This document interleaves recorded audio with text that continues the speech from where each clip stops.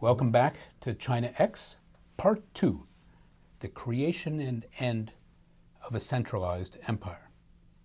Peter, when we last met, the Chinese world seemed to be both thriving and falling apart at the same time.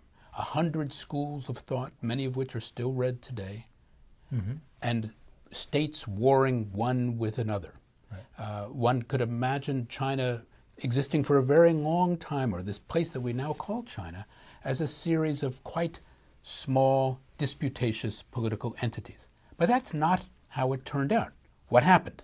So the simple answer is they created a centralized bureaucratic empire in an interesting way, and that's what we want to talk about here. We have the Qin dynasty coming out of the West, conquering all the other states and making everybody conform to this new system of government.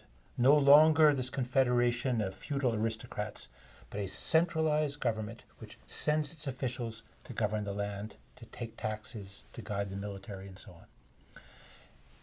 The Qin doesn't last very long. The Han dynasty, which lasts for 400 years, is the one that really shows that you can make centralized empire work. It has new institutions. It has, it figures out institutional arrangements that sort of keep things in balance. It goes through a series of modes of figuring out how states should relate to society or government should relate to the economy. And that really becomes the model for much of Chinese history hereafter.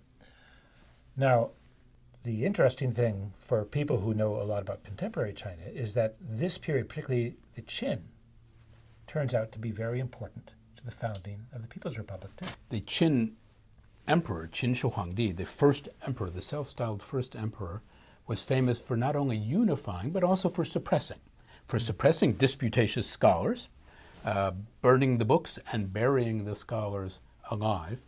And in this capacity, but also in his centralizing energy, Mao Zedong compared himself to Qin Shi Huang as a person who took over from a period of warring states, period in which warlords, foreign invasion had dominated, in his view, the Chinese political scene, and brought to China a level of unity that it had not seen, arguably, in centuries.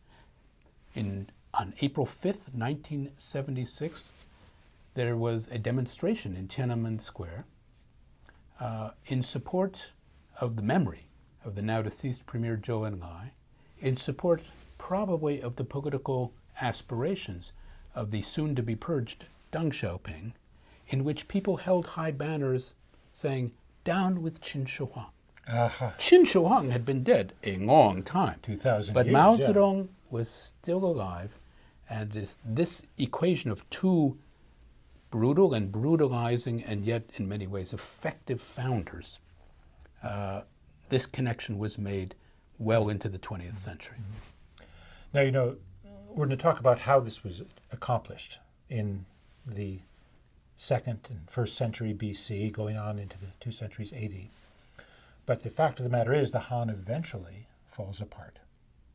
And there are different ways of looking at that. Let me give you an example of one way of thinking about that, because, you know, we'll be talking about aristocratic culture and a new aristocracy that appears, and we'll be talking about Buddhism, a new religion. And, you know, if you think about, for people coming out of Mediterranean civilization, the Roman Empire, and the way in which when the Roman Empire falls apart to foreign invasion, which happens in the Chinese case too, it opens the way to a new aristocracy and also to a new religion. In the West, it was Christianity.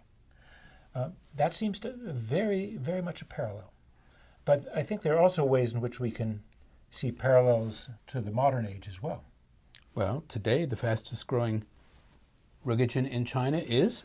I'm not sure, to tell you the truth. Some people say it's Buddhism, some people say it's Christianity, but what it's it is, religion. It's religion for sure. Buddhism almost surely, certainly in terms of numbers of people who are now declaring themselves perhaps once again to be Buddhists, and the numbers who believe in what one might call the founding ideology of the People's Republic, Marxism, Leninism, Mao Zedong, those who know, study, and truly believe in it are few indeed. Yeah.